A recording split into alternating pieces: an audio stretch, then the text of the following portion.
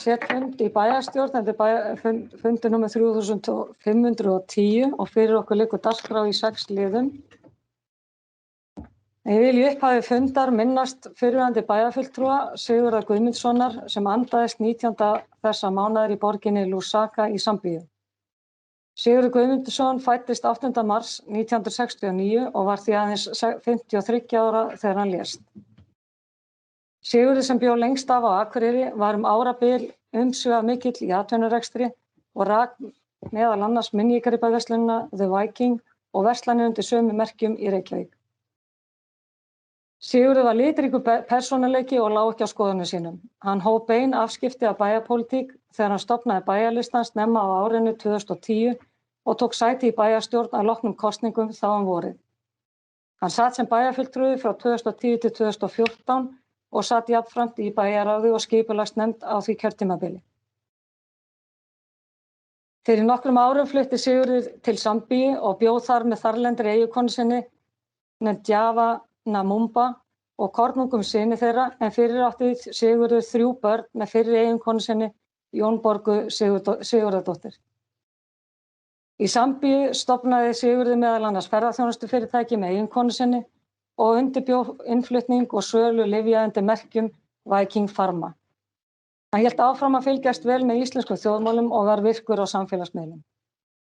Bæjarstjórn vottar aðstandendum Sigurðar Guðmundssonar samúð sína leið og honum eru þökkuð fórnfús störf í þágu bæjarfélagsins og vilji fyrir hönd okkar bæjarfulltrúa sem störfuðu með honum í bæjarstjórn þakka gott samstarf. Ég bið fundamönnum að rísa úr sætum til að heiðra minningu Sigurðar Guðmundssonar.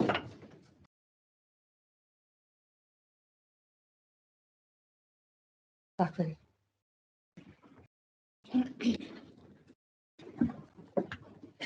Og þá göngum við til dagskrár. Fyrsti liður ársreikningur Akureyrarbæjar. Til máls tekur bæjarfulltrúi Guðmundur Baldvin Guðmundsson. Forseti, ágætu bæjarfulltrúar. Við tökum nú til umræðu ársreikning, til síðar umræðu ársreikning Akureyrarbæjar fyrir árið 2021 og ég gat ekki annað en staðið upp hér. Ekki að svolítið fram fyrir bæjarstjóra sem fór ágætlega yfir ársreikningin á síðasta fundi, en þetta í síðasta skipti sem ég kem að umræðu ársreikning Akureyrarbæjar sem bæjarfulltrúi hér og fannst tilleiðilegt að ég fengi nú að standa upp og aðeins að lýsa ánægju minni með þennan ársreikning sem við erum að skýra þetta frá okkur. Eins og fram hefur komið þá erum við að ná hér bestu afkomu A-hluta frá árinu 2010 ef undan skilið árið 2013 þegar við vorum með sölu frávitunar. Fjárhagsstaða Akureyrarbæjar mjög góð. Skuldahlutfall A-hluta er 61% og 86% hjá samstæðunni. Þetta náttúrulega langt hinna við þau viðmið sem sett eru af reikningsskilanefnd. Við sáum mjög margt jákvætt í rekstrinum á síðasta ári. Það var mikil íbúafjölgun hér í bænum. Útsvarstekjur hækkuðu mun meira en við gerðum ráð fyrir og 1256 milljónum umfram áætlun. Þar var alltaf skýringar 307 milljónum sem skýrist að því það var færslur á milli ára frá árinu 2020.